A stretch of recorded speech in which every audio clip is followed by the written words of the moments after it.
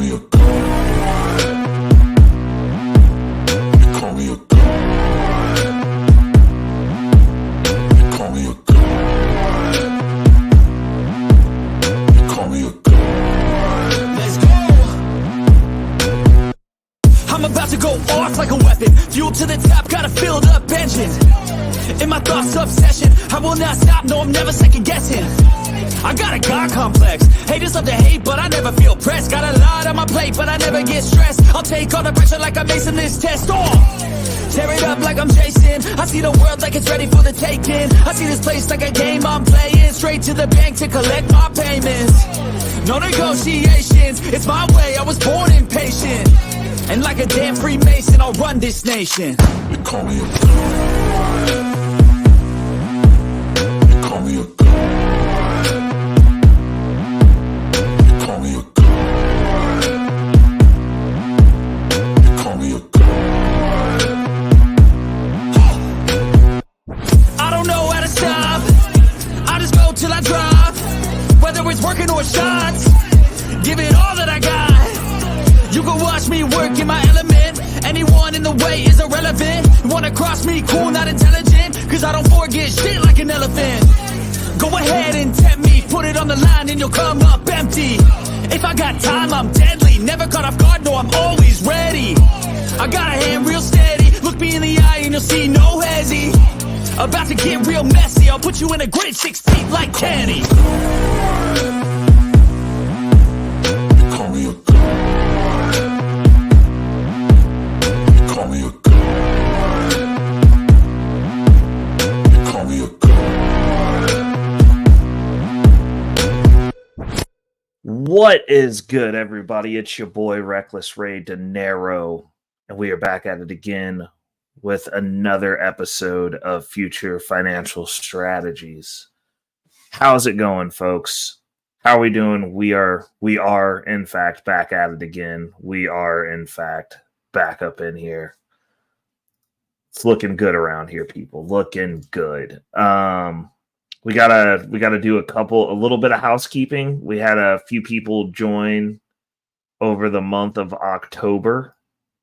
You know, we had some people tap in. So shout out to Miss Jenny R. Jones. If you're not tapped in with her, you definitely need to tap into her content. Good people, good content. We like it. Faye Gonzalez also joined the Wolfpack over the month of October. We are steaming ahead towards 500 subs. We are working our way there. We are getting there. We are currently sitting at 311, and we're going to keep pushing. Been behind and clipping up the Guns and Butter episodes, but if you're not tapped in over there, it's where we talk live. It's usually bag talk, relationship talk, and politics, whatever you guys want to talk about. So if you guys want to come steer that show and talk about more bag talk, let me know. Also, we are actually scheduled out topic-wise on Guns and Butter, so you can see what we've got coming. I am 3 weeks out now. I've got a plan. We've got efficiencies. I've got topics. We're going to be putting together some good quality shows. Obviously, always tapping in with the chat, but we're working on making things better and more efficient since I'm always rushing anyway. So I figured we'd get a little bit ahead out on those shows. We schedule topics. If you guys have things that you want me to look into live that are specific to any of the content that's on this channel, if it's bag talk, if it's crypto, if it's relationship stuff in regards to Guns and Butter, I'll do that over there. I don't do that on these shows. Hit me up in the email, recklessraydinero@gmail.com. You guys can definitely tap in with me there. Obviously, shout out to the Bag Chasers. You guys have direct access to me there. If you're tapped in with me on any of my socials, send me stuff. I like it when people contribute, because like the reason I scheduled some of these shows out was their topics, and honestly, you're gonna start seeing them pop up as they're coming to mind. I'm probably gonna just start creating thumbs and scheduling them out because I can always add to them. You know what I'm saying? But like if I get like an overarching topic for what I want to talk about, I'm making a thumb based around that. We're putting it out, and I'm gonna send it. Anyways, I don't even have a ton of stuff. Like, this is going to be straight content. So like, what are we doing? It's the first episode after the end of month financials, and we got our numbers in. That's going to be our first piece of information. We got the numbers, and I love the end of the month because a lot of people, they just get on here and they say things, and there's no accountability. There's no, your favorite guru's not telling you when he loses money. He's just telling you when he wins. And what good is it if we only talk about the wins? You know, like what are we doing with that? So what I do is at the end of the month, I am tracking. Oh, geez, let me get my studio light back on. I am tracking my wins, my losses. You know, like if you're not looking at your wealth, you're probably not building wealth. I'm just going to say it. Like, let's call it what it is. So it's something that I track every month, and I track a couple of key metrics. And the metrics that we're looking at from month to month, at least for right now, we might have to update this for the now that we're converting over to doing a lot of in-house stuff and actually tacking like these targeted loans. We're monetizing everything. We're using all the tools at our disposal. We're leveraging. I know your gurus aren't going to like that, but like, yeah, we're utilizing debt just like the wealthy do. And we're going to get into a little bit of that this episode because the opportunity has come around and we're going to be capitalizing on it this time around. But let's go ahead and look at the metrics here. So one of the metrics that we're tracking every month is our net worth, which now that we're entering the bull run, early stages of the crypto bull run, that's where most of my net worth is, people. Most of my net worth. Like most months, it's just me saving money. And that's what makes the number move. Not this month. The net worth increased $13,845.21. That's right. I track it to the cents, people. That's how much we move the needle. And that's because crypto market's roaring back up. I keep telling people, I'm like, you know, this next I'd say 18 to 24 months, I'm rich. But don't forget, I'm broke though. So, because people are already coming out of the woodworks now that we're coming into the bull run, and obviously I never stopped. I was talking about crypto during the bear market. The show's been running. And there's multiple people. They're already like asking me for money. And I'm like, there's nothing that you're going to get me to invest in that's outside of Bitcoin that's going to do better than Bitcoin over the next 2 years. Like, don't talk to me about money. I ain't got it. Every dollar is spoken for and accounted for and deployed and working. Those employees got jobs to do. And there's no job that you're gonna put in front of me that's going to do better than Bitcoin with the amount of risk for me. Like, no, I don't want to. No.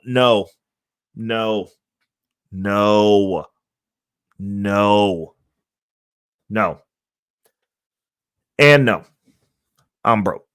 I ain't gonna have no money the next 2 years. Like, don't ask me about doing nothing. If we ain't got plans, don't make plans with me. My money's tied up because every single dollar could technically be like $6 to $10. Like, I ain't trying to waste them dollars, man. Like, I'm gonna be nose to the gridiron. We working overtime. We leveraging. We doing it all. Not financial advice, but I'm just telling you, when I tell you I'm swinging for the fences and we're employing all the strategies that we've talked about on this channel, I'm going to keep moving forward with those. And some of the strategies that we're getting ready to start deploying, we've talked about previously, and we're going to be experimenting so that you can find out if it actually works or not on my dime. So the credit, we've been tracking our credit. Now, this one really doesn't matter. It really doesn't. But like, now that we're getting ready to utilize it, which is going to be part of this episode, it does matter. So the credit is at 820. I've got outstanding credit. I'm really an anomaly in that respect. Now, there's a little bit of conflict in the financial space with people talking bag talk, where there's the misunderstanding, because like how most people gamify and use credit is how they want the poor working class peasants to use credit. They make it a game. It finds out how much, you'll go into debt and pay it back. Great. Absolutely. That's fair. So in that sense, it doesn't matter, but like people like want to get their credit high and then just keep it at that number. And like if it just stays at a number, and I am guilty of this, if it just stays at a number, that means you're not utilizing it. Now, when I say not utilizing, I'm not saying you should be tricking it off, going out, picking up car loans, doing that. But around here in the Wolfpack, you know how we talk about this. This isn't one of those channels that's for everyone. This is for people that are aspiring to or trying to understand financial literacy, aspiring to or trying to understand why these people are constantly winning, why the wealthy are constantly winning, why people are able to move from one class to another class to where you just don't understand how they're navigating because they're not saving up to buy a house cash. They're not doing their business developments cash. Like, it's just not what's going on in real life. I mean, I know a bunch of people like to shame you and tell you what they're doing with cash. Totally fine. Totally fine. Like, if you can self-fund, great. We're self-funding around here too, partially. But my ideology on self-funding is different also, because people just say like, oh, I'm deploying this guy. Like, okay, well, that's cool. But like, I treat my money exactly like I'm the bank. I pay back with interest. I pay my interest. And another thing that I do that's a me specific thing is my first payment for anything, I pay back the interest, especially if it's flat rate interest. Because like my loans I do to myself, I do flat rate 10%.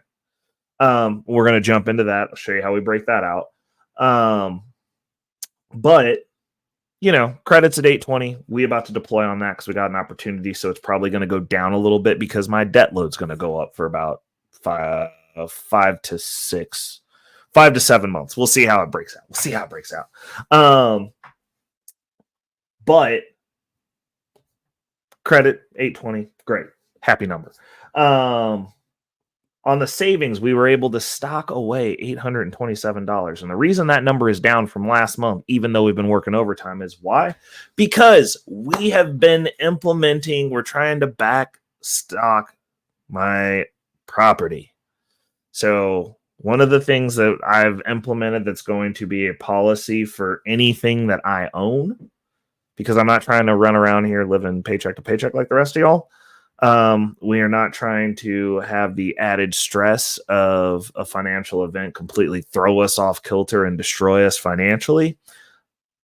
We are backstocking our properties. Now, my mentor, the mentorship that I have and the game that was given to me that I consider to be at minimum $1 million piece of game that was given over a conversation, and me being perspicacious, I listened, went home, did the math. Obviously, I flipped it.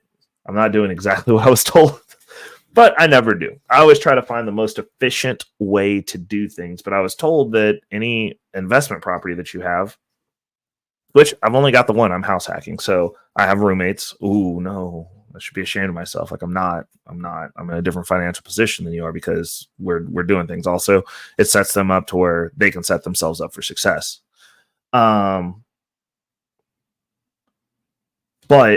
since this is the initial property, which I also live in, but I've decided that there's no reason you wouldn't do this with every single property you exist. Like, why would you not do this? So what I was told was there should be a cash reserve on every property that will cover that property for a year. So I took that information, went and did some research on my own, took it with a grain of salt. Because like, even though I'm getting mentored, like I've got to make this decision myself, which means I've got to rationalize it myself. But the reason being, and like after, I bought my property during the pandemic or whatever, and after seeing what happened to the people on both sides, like I saw people who had to move multiple times because like they weren't in a position where they were straight and like the job shut down and they were, the way that most of us are taught. We pay rent each and every month. We pay our mortgage each and every month, and we just walk away. But then what happens if you have to not work? What happens if they shut everything down? What happens if the money stops flowing? Well, now you're in a predicament. And on the investor side of it, what happened to those landlords who had people who had renter moratoriums, right? That were also just paying their bills month to month. And so my mentorship, when I was talking to him about what I was doing, because he was like, really smart on the house hacking part. Like, that's cool that you're in a position where you can do that. I understand not everybody can do that, but, those of you who want to shame people with roommates, like you might want to know the specifics of like what they got going on because they might be worth more than you. Just saying. Just saying. But what he was telling me was every property they try to have a year because if something were to happen and you got to pay that bill, it gives you a year to figure out what's what before you're in a dire straight situation. You got to liquidate the property, or you lose the property to foreclosure, or you get behind on the property. And I thought to myself, I was like, that's actually really smart. And then I started thinking to myself, I was like, well, I'm not sitting on cash. Like, it's not happening. I don't care if it's a year of the mortgage. Like, I don't want it in cash. I understand the mortgage is paid in that same currency, but like that just don't make sense to me to have cash sitting around like that. Like, I get uncomfortable seeing over, unless it's my in-home banking money pool that I borrow out of, that's like my money. I don't like seeing over $1,000 in a bank account sitting in cash. Like, it just doesn't make sense to me. It doesn't make sense. The math doesn't math. I know we're getting 5% interest rates, but if they're giving us 5%, that's because they're getting more than 5%. And I'm like, well, I want that money. Like, I'm trying to navigate like the bank. So outside of our in-home banking nugget of money that's for large purchase, it's actually the on-hand cash emergency fund, but like, I have a lot of credit that I have access to. I can handle a really big emergency on a card. So, I mean, to grow that pool, we've been utilizing the money because like the money's just sitting there. So we got to use it for stuff. Like, money is supposed to flow. It's not supposed to sit. Like, I don't like it. So we've been deploying and undeploying that money. I treat it just like the CashApp loan. And, you know, we've been banging the CashApp loans. Like, but anyways, so we've been focusing a good chunk of money up until the end of this last month towards getting ourselves in position to get 6 months out. Now that we're shifting over to throwing the home savings, and we were doing that out of the home savings pool because I figured since I'm not in a rush now to buy a new place, I can do this in an actual order, which means that before I buy the next place, I've got to have the ship shored up on this specific property and have that humming along so it's not something I have to worry about. So we're in the process. We just sent in another payment because obviously it was CashApp loan time again. So we took a chunk of that money and we went ahead and put that towards the payment. The rents came in, applied that. And I think we're out we're like out 2 months. I'm comfortably out 2 months. And then this next play is going to put us at 4 months. And then after this next play, it'll be probably 5 or 6 months of us just kind of whittling at it a little bit. So like what I'm doing with that is we're looking at 6 months of the mortgage payment. So we'll have a 6 month buffer there. The other 6 months we're going to have in our income producing portfolio, I'll pick a specific position that's going to be the housing, because like the next property that I get, we're going to have to rinse and repeat this process. So it'll be a specific position that's probably not like super volatile. It'll probably be like some sort of dividend ETF. That's probably what we're going to do, is a dividend ETF, because that won't be super volatile. And I'll pick something out that pays dividend that's specific to our niche. Like, I don't know if I'll want to, because like I was thinking about doing an O-Realty, but they're doing commercial real estate and that's getting ready to collapse. So that's probably not going to be good. But something that does probably real estate related. I might see if I can find one that pays monthly, that is specific to like either rental property, like rentals, or something in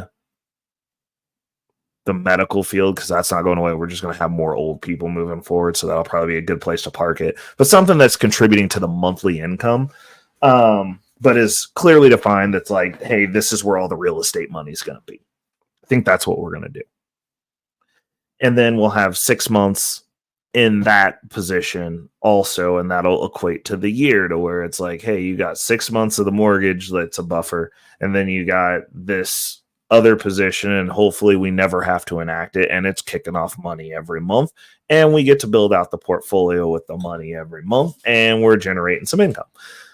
That's the play there. And then our DeFi income was $115. The stretch goal was for the bear market was 150. We did hit that a couple of months, but last month the numbers came in funny. We had a lot of growth in the portfolio, obviously, but the income, the APRs changed. And I think it's because of the growth. Like generally as things grow, they trim that APR back, get a little bit less income, but we're going to be washing that out because that portfolio, the crypto portfolio is getting torn down, converted over, and then redeployed. And we're going to restart that over on crypto portfolio updates. If you're not on the crypto playlist, you need to be over there so that you can tap in with that specifically. Now, moving forward, we're going to jump into what we've got going this month. Obviously, we talked about Ray uses credit. He uses his credit. Now, there's two things that we use. Now, if you go back in this playlist of future financial strategies, one of the plays that we've just been actively using this whole time is the CashApp. They give you cash advances. It's pretty awesome. If you're not a utilizer of CashApp or you're not fully utilizing CashApp, I high key recommend you do because it is an awesome way to get ahead. Now, the way that I pay those loans back is I pay those loans back just like I do when I bust down. It comes out of my allotment that's out of my budget for credit cards. And so they keep increasing it. So I'm up to like $600 that I can pull at a time now. And what I do is I pull that. They have a flat 6% rate. If it goes over 6%, I'm going to stop using it. I'm just going to stop using it is what's going to happen. Like, if it's going to be 6%, then I'll pay myself the full 10% and we'll just start banging out our savings fund and we'll just build that pool up to front run our stuff. Cause I'm not playing with them like that. Like I'm not doing it. Not doing it. Cash App. You go above 6%, it's over. We're breaking up. I don't like over 6% anything. 6%, I can justify it. Over 6%, I have other funds that are on my side of the board where I get all the money or most of the money, and I'll utilize that. But it's still it's holding at 6%. So we pulled out the 600. We took 300 of it, put it into the housing saving fund, which, as we talked about, we're converting everything over to crypto for the crypto bull run. If you're not prepared for that or understanding how much I believe in it, you about to find out because the lion's share of all the money is going over there for everything. Like I'm going to have my little bit of money that's building out my income portfolio that's budgeted out, but I have all the housing money, the majority of that going into savings and Bitcoin for the bull run. Cause obviously since we're not rushing to buy that place anymore, we're going to take our time. We're going to do it cool, calm, and collect it. And we're going to put together a freaking dope deal. I'm mulling over the options. Like I'm kind of feeling like I could go for another loft. Like on the one hand, I also still want a house, which is what I was looking at. So I could have dedicated studio space, but then I got to go procure myself another roommate because we are house hacking everything. And I will need to procure somebody who is responsible and smart and goes to work all the time to be a part of that setup as well. But it's going to be nice either way. Either that or I'm going to do like an Airbnb loft situation where I'll just be crashing at my current property on the couch sometimes and I'll just pay them to sleep on the couch for the times I have to sleep on the couch, and I'll Airbnb it as much as possible and see how that works out. We might do an Airbnb play, something like that. I'm mulling it over because I'm seeing some decent deals on some of these condos, and I'm like, I could go for one of those, but I also do not want to move back into Kansas City and have to pay that on the Missouri side because I'm in Kansas City on the Kansas side right now. But I don't want to be in the Missouri side because they got that 1% tax for existing in that city. I don't want to pay it. I really don't. It's the most obnoxious thing ever because you have to pay it yourself in addition to, And if you don't, they wait till you owe them like $3,000, and then they want to come at you talking about we're going to garnish your wages and we're going to file a lawsuit and send you collections. Like, that don't even make sense. And I don't want to participate in that. Like, the tax was initially enacted to collect money from all the athletes that played in the city who have accountants that look for that type of stuff. And then they just decided it would be a great idea to just start taking it from everybody. Like, I understand the out-of-town athletes and trying to capture that from athletes that are super rich. I'm not super rich yet, so I want to pay it. I don't want to, like, it makes me just not want to live in your city. It's why I moved into the place I moved into. So there's that. And the place that has the condos that are by my house, which would be perfect, doesn't have any units for sale right now. So we're waiting for one of those to go back on sale. But I also I think a bunch of people who bought these lofts in Kansas City are getting washed out. Like, that money's drying up and things are slowing up and they don't have their properties backstopped. So now they're having to put them back on the market, but they're coming back on the market at prices that are affordable for me. And I'm like, I might have to get one of those. But I'm looking at the HOA fees, and I'm trying to make sure that the HOA fees aren't jacked up, because in a condo, you do need an HOA.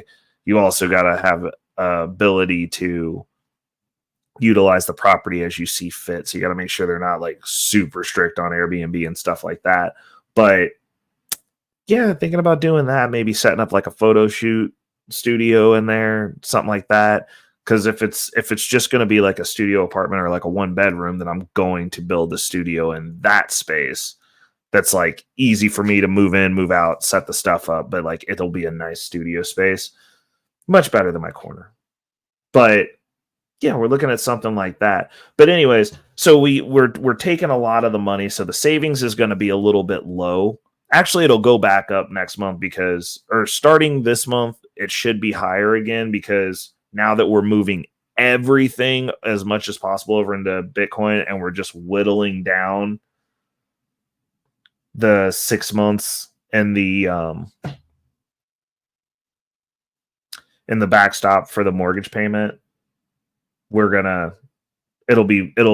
it should be back up this month. I'm gonna guesstimate, at least from looking at what I've looked at. Like, we get paid this coming Friday, which is tomorrow. You guys will be seeing this on Thursday. This coming Friday, we'll have this drop. And we should actually, there's no way we're not going to save more than that this month with us just going in there. And it's going to be straight into Bitcoin. It's going to be exciting. The Bitcoin number is going to go up. And as the bull run happens, we're just going to see that savings explode. Like, unfortunately, those funds specifically that are going in the house savings, I am going to have to take the hit on that whenever we decide to pull that back out. But cost to be the boss, you gotta pay to play on that. Like, I'm just gonna have to set freaking X amount aside for capital gains on those funds, because that's definitely going to be a cash out scenario. And yeah, I'm just gonna call it what it is and just be excited about it and be thankful that it exists. But yeah, like, we're moving along. So the last thing that we got to talk about is the other opportunity that we talked about. I'm going to hold this up here so y'all can see that. Now, what that says, we're looking at the lower rate.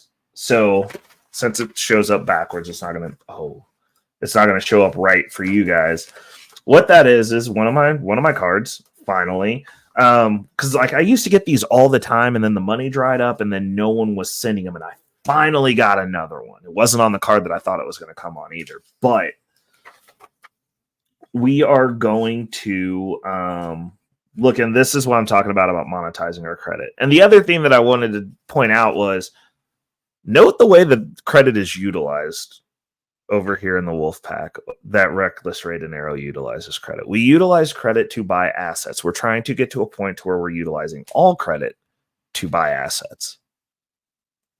Note the difference here. We're not utilizing it to buy rims. We're not utilizing it to buy Gucci belts. We're not utilizing it to buy designer clothes.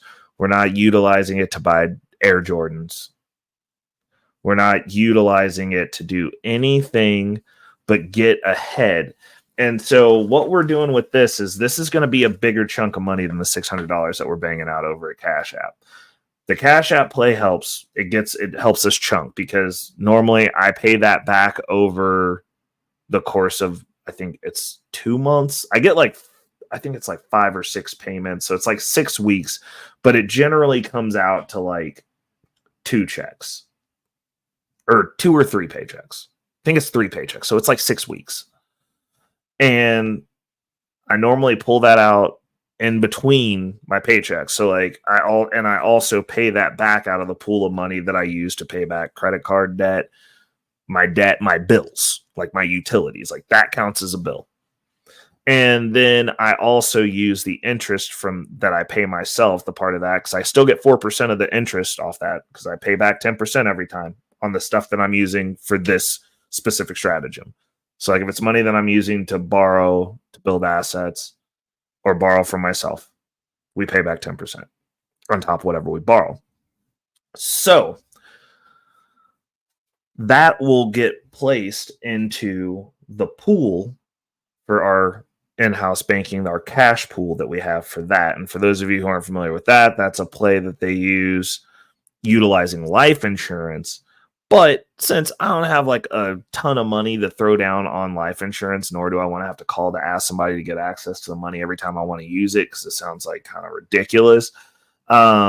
Until we build up a cash pool that is substantial, like we're not going to be utilizing it that way. But the concept in and of itself, I'm like, why couldn't you just do this with cash?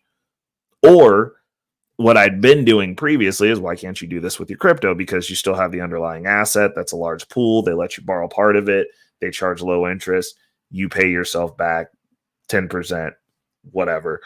My set amount that I pay myself back is 10%, but I keep my money moving. So I'm getting that 10% a lot. And you build the pool up. We've got 2 sets of pools. That counts as another bill. So like I'm utilizing the Cash App. Basically, it's a credit card. My money pool that I have sitting in the bank account for emergencies, I utilize that as another credit card. And then obviously I have my Chase rewards that I'm utilizing as my daily driver, which is a credit card. But all the other pools outside of that Chase Sapphire, we love it. All the other ones are utilizing all my other credit cards. Like I don't use them. I have like a bill on them to keep them active, but like we're trying to get into a space to where when they send us these offers, we're going to start capitalizing on all of them. Now, the way that we're going to utilize this one. So this one has 2 options. It has the more time one where they charge you 5.99% APR, 6% over 15 months with a 0% $0 promo fee, which means that like if you utilize those. And so the other thing that they do that people don't understand is they send you checks. So with these offers, and it's interesting that as we're talking about and warning that the money's drying up, that I'm still getting these offers, because this is the reason having good credit matters. And I understand that like once you're rich, maybe they pay cash. I mean, my mentorship doesn't. None of the people that I know that are rich are debt free. They leverage debt. They leverage the hell out of everything because it helps you expand. But I know for a fact that when you're a working class person like myself, you got to get grinding. Like, while I'm not in the mud, I'm in the mud. I'm not waist deep in the mud. Like, we doing good. We eating good over here. But you got to utilize all the tools to get ahead. Like, if I was to try to save up cash to buy my next property, it's not going to happen ever. Like, I mean, at the rate that the stuff is skyrocketing, you got to be able to get leaps and bounds ahead. You got to be able to chunk yourself ahead the best way possible. And for me, I like leveraging. I'm fine with leveraging. I just work hard. I have a skill. I'm not going to be out of work anytime. I can go work anywhere on this planet with the skill set that I have. Unfortunately, it's not a skill set that you get to work remote, because I would love that. So I could sit around all day online talking about I'm super rich. Unfortunately, I got to go get dirty. Sometimes I physically have to go to places and physically have to do things. But these tools are things that I'm utilizing. And obviously, like, we'll get to, like, since we do the update every month, like, we get to track these things because, like, my net worth is going to go down because I'm adding debt. That's what it is. But we're looking at the lower rate, which is 0% APR for 12 months. We're only planning on using it for 5 to 7. Nope. 5 to 7. We're not getting, so like, even though, like, if you go outside of these retrospects, it hits you with an 18.24% APR, which most of you guys are sitting with 30% APRs on your cards because you have bad credit and you have credit cards, which I don't. So I don't. But we're staying in that 0% APR range. Now, the kicker here is they're going to hit you with 4% on the front. So there's a 4% balance transfer fee. And so, like, what we're looking at here is we're probably looking at, I'd say, 32. I mean, I'm just going to say, we'll round it out, $3,500. And so take that times 0.04. So they're going to get $140 out of that. Now, 3,500 times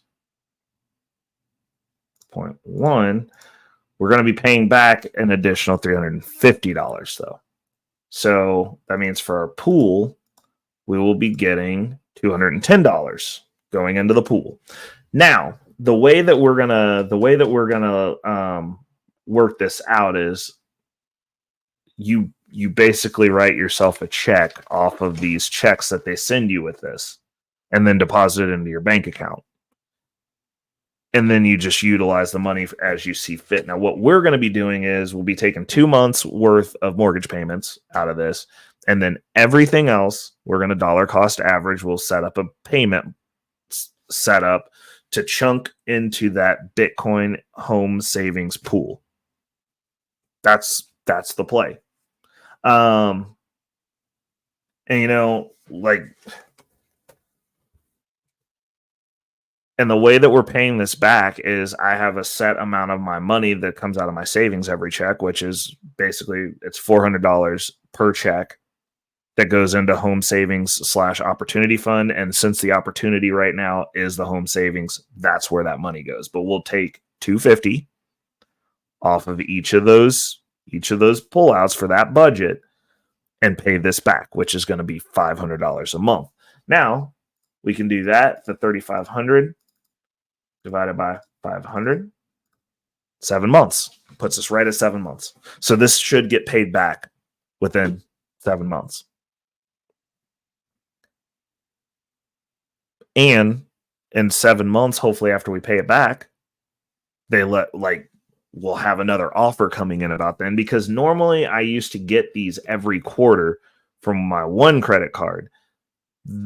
But when the money dried up, that credit card, like, I haven't seen one of those since the money dried up. But like this credit card, like, I don't utilize that often. Like, I keep enough on there to keep it active.